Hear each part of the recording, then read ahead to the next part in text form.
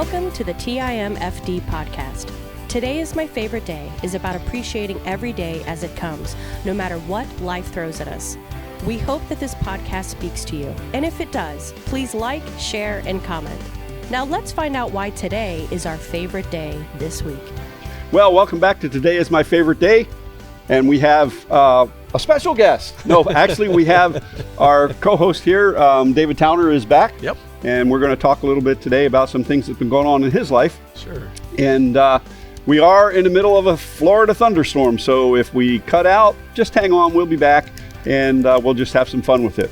So Dave, welcome back. Yep, and Armageddon wouldn't be happening That's here. Right, that's At least right. we hope. Yeah. But you've only been gone from the podcast. And Yeah, I've been gone since April 24th. If you don't know, Tanya and I experienced a loss. Right. Yeah, I know you know, and the church understands that, but we experienced a loss with our youngest daughter, Rebecca. Rebecca passed away on that day, and then we worked through and have been working through and continue to work through the grieving process.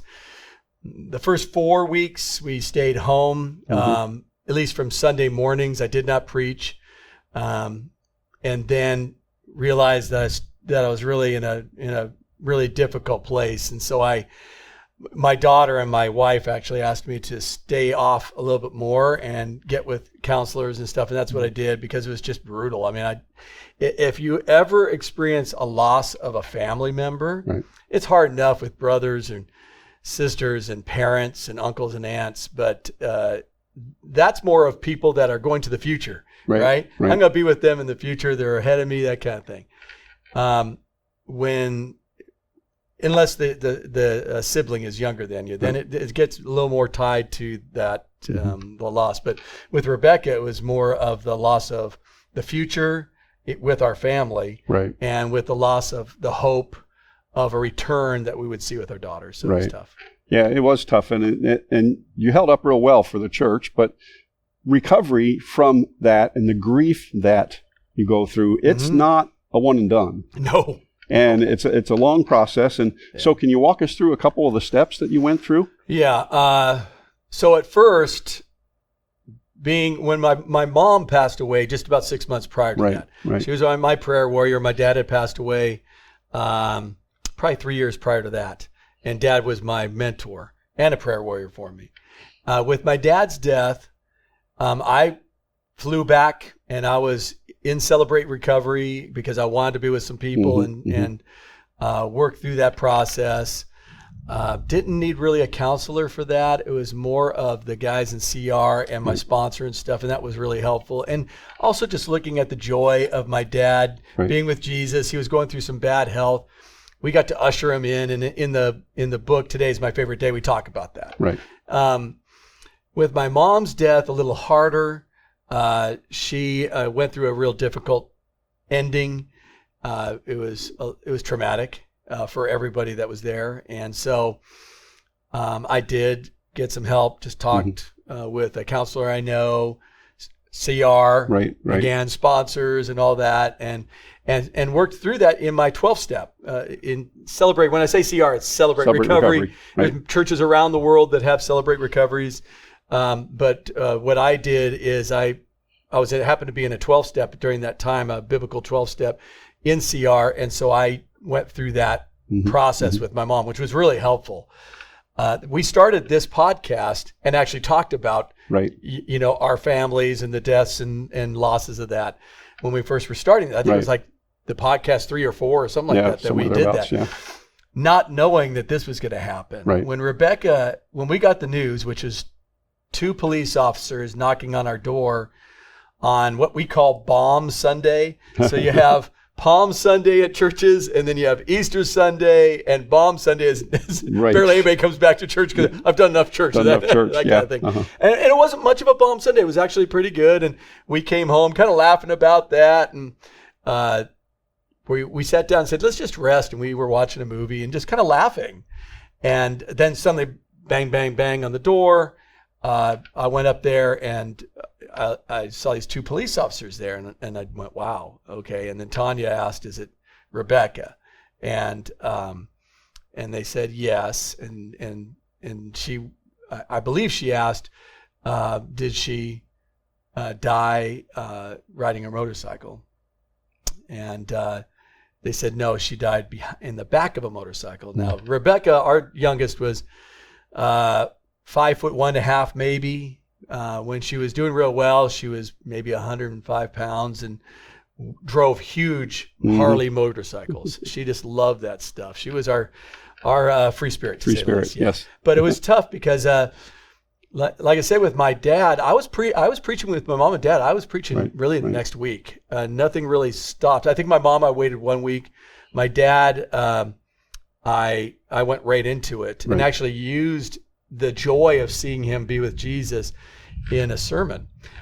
With Rebecca, I went, I could get up there and do that. And the two ladies, my oldest daughter, Shayna, and my wife, Tanya, both asked if I would not do that. Right. And so we actually, like I said, stayed home, and then we just started reading. We were always in the Word, so we were already doing that, but we started reading grieving books. We got with counselors and they came to our house and we talked with them.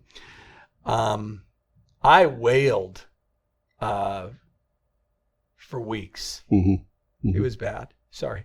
I'm going to get emotional. It's just a reality. Yeah, it is. It's a reality. I wailed because it was the loss of our youngest daughter, and she was one that was struggling. Right. And we'll talk more about that, but just to be straightforward with you guys, that she struggled with mental health issues, bipolar, schizophrenic, and ODD, which is oppositional defiance disorder. And we saw this early in her life, and it got worse as it went along. She would not want to get help. So we were struggling with that too, because she was trying to help herself. She was really smart and too smart for her own good. So she was trying to self-medicate, try to, only eat organic and do all these, different oils and things. And those are great. I'm not saying not to do them, but you need other help with that. Right. And she just refused to do that and just started kind of spiraling from about 17 years on. And we were worried. And I mean, we were in prayer meetings. We prayed for that girl. We did. A lot of people in this church, a lot of people in this community, and really around the country had been praying for her that she would return. Yes. Because when she was a teenager, guys, she did invite a bunch of people to our church. She was pretty evangelical in her very blunt way of doing things. We called it pulling a Rebecca. Pulling a Rebecca is basically getting in someone's face and say, "Come to my church." And that's what she did, and people would come. Men and women would show up, and it was like, okay, this girl has some sort of gift. Yeah, she apparently she could really gather people in, because when we did the memorial service here, the place was packed. Yeah, it was packed. We had every chair out, and we were actually going to the kids' rooms, getting more chairs for people. So it was wild. But as far as our process goes, a lot of crying. Tanya and I we had to talk, because we knew we had already been going through the loss of our daughter prior to this, because we were just hoping she would come back. And we kept on offering her, every time I talked to her, it was a joke, a running joke, but every time at the end of the conversation, I go, "Rebecca, you ready to go to rehab? You're ready to, start working on your meds and let's take all the stuff you're already doing and put that all together." "No, I'm not going to do that." And I actually, 2 weeks prior to her death, I asked the same thing, and she goes, I'm not ready for that. And then she was gone. We've known that people dealing with mental health, we've talked mental illness, we've talked to a lot of people, been with a lot of psychiatrists and psychologists, counselors along the way. And with this kind of trifecta, if you will, it's really hard for that person to turn it around. But we always believed she would. I did. Right. I just believed it, and that's why I had people praying.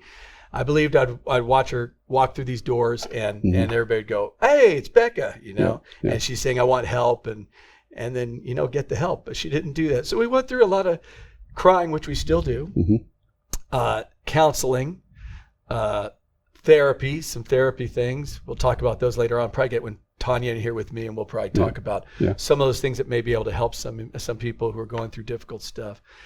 Kept looking up. Kept on speaking out. Today is my favorite day, 6 truths. I didn't realize how important that was going to be for me. The second day, or actually the day after she passed away, that morning, I woke up at 3:00 and went downstairs and just wailed. I had never felt this before, ever. And it was brutal, just hurt.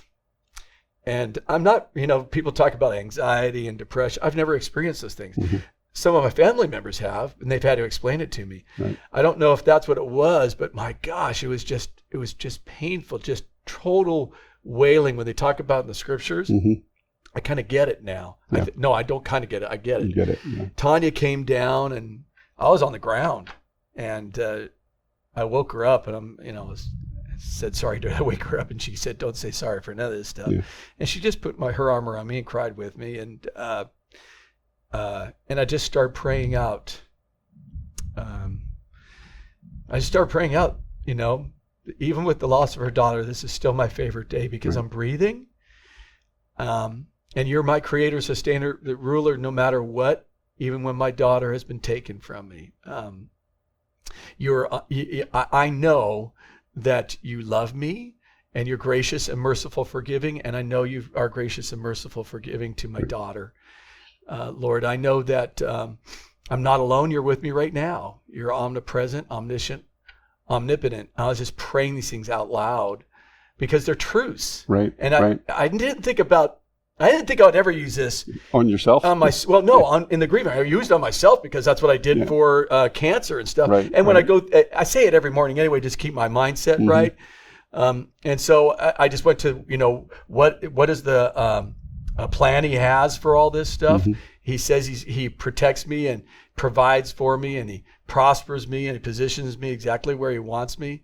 And I believe that even in this loss. That he has a purpose for me, that I have meaning. Right. And so I just prayed that out and said, I know I'm to love you and love others, but right now I'm struggling with this.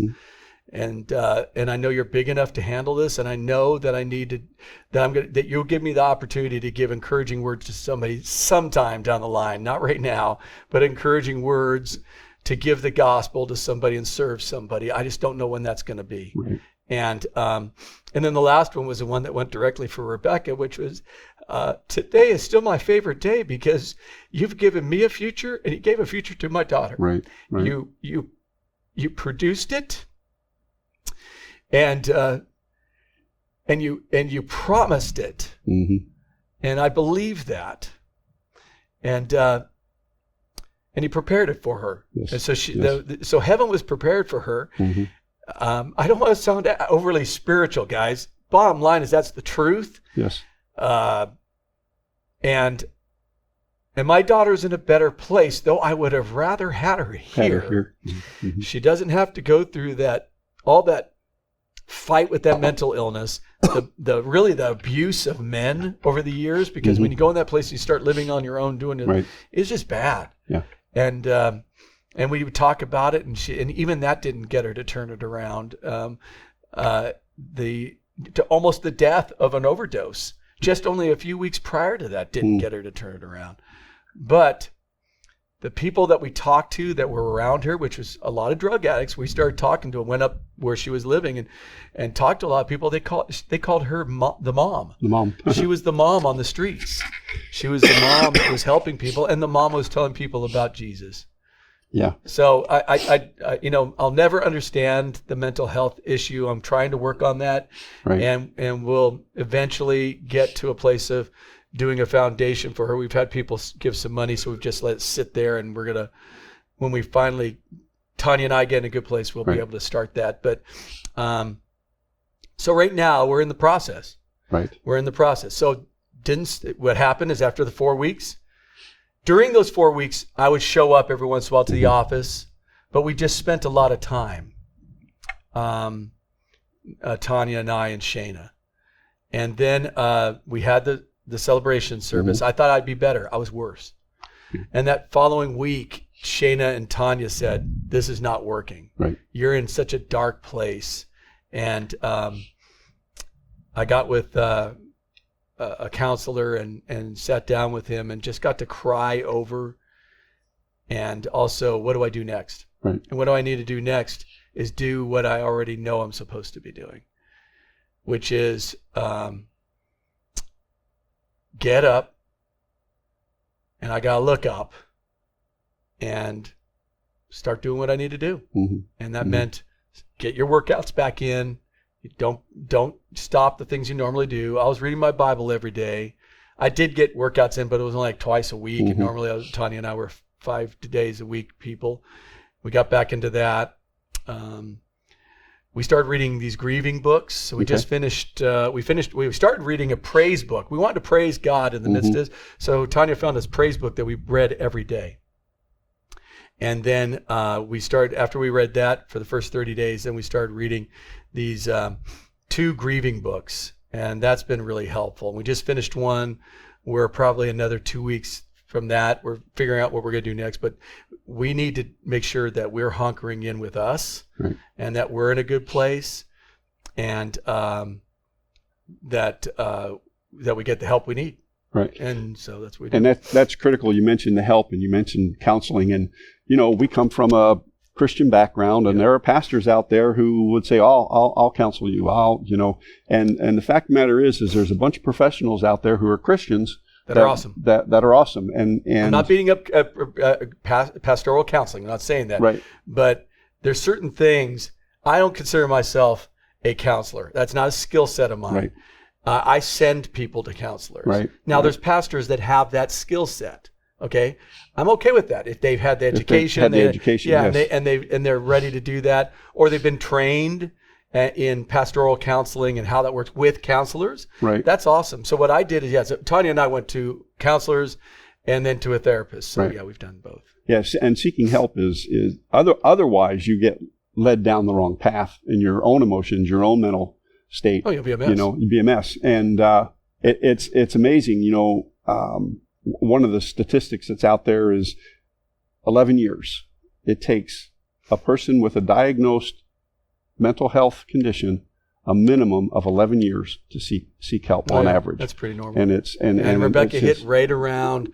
She was like 11 or 12 years at that moment. Yeah. We kind of thought she was going to get ready to turn it around, but she happened to be on the wrong motorcycle at the wrong time. It was only like a 2-mile bike ride from one place to another, and it was just the wrong place at the wrong time, and it was in our minds. Right. But it was God's. I have to. If I believe God's in control, then it was His sovereign will that took our daughter. And that's hard to sometimes to accept. And I know some people would struggle with that. I'm okay with that because I could also say, I don't like it. Yeah, that's right. And that's okay. Yeah. But I'm still going to gaze at God. So basically what I did is we did that and then had you guys preaching. And then I came to you guys because I have a group of pastors in our church and just said, I can't preach again. So Pastor Mark came up with a series. Right. And you guys went another 5 weeks, and the church gave me that time. By then, though, I was involved. I was doing all the back end stuff, working with Alex and our tech teams and all that, getting acclimated, being with people. So I was here on a daily basis, but I just didn't preach. It was just I just was not ready for that. I would have been horrible for everybody. And then after that, we took some more. We took some time during that time to take breaks with our grandsons and our oldest daughter. And we went and did a couple of staycation things and stuff to kind of, because everybody was sad. Yeah. Everybody was sad. And so it was hard. And everybody grieves in their own way. Yes. And we have to be able to accept that. In the church, when somebody suffers a loss, most people don't know what to say. You're right. And Tanya got up in front. We got up in front pretty quickly after the first 4 weeks. And Tanya, being Tanya, you've already met her on one of our podcasts. You'll see her again. But she said, David, I think I need to get up and at least we need to talk about what's going on, how you deal with us. Right. And that's what she did. I thought she did a great job. She did a great job. She did. And she just said, this is where we're at. Don't fix us. Yeah. Pray for us. Give us a hug. But, don't do any fixing, any kind of Christianese language and stuff. That doesn't work. We do know that. And that's the pastoral experience we can give people. Yeah, exactly. Just give them a hug and hang out with them and listen. And all goes back to our CR training too, and that is we're not here to fix everybody. No, that's Jesus' job. Yeah, it is. And I know there was a lot of prayer. Yes. And that was a big thing. We wanted that, and we still do. But that's we'll talk more about this, but bottom line is that's where we are, where we were 8 weeks in. Right. And if you want to, we could talk about that on another episode. But bottom line is that's where we were in 8 weeks, and there's a lot more that goes on. Right. So this has been Today is My Favorite Day with David Towner. Glad to have you back. Hey, man. And we were talking about Rebecca and the fact that she is with Jesus. Oh, yeah. That's why today's my favorite day. I can say that with a smile. Yeah. Today is my favorite day because I know that I've been given heaven, and I know my daughter has heaven, and my parents do. Yep. And Rebecca got to see my parents, right. And I will see them later on, all three of them. And that's to me a wonderful gift. And we can all, believers in Jesus Christ, can be excited about that. Right. There's the lightning. We better close this down before we shut down. Yep. So this has been Sam McEwen and David Towner for Today is My Favorite Day. Y'all live intentionally. Be very, very blessed, my friends. Take it easy, guys. Thank you for listening to TIMFD, Today is My Favorite Day. Views, comments, and opinions are those of the host and guest alone, and Dave and Sam are solely responsible for the content of this podcast. TIMFD is produced and directed by Alex Korn. Music is composed and performed by Chuck Vaught. Thank you for listening. Have a great day, live intentionally, and be very blessed.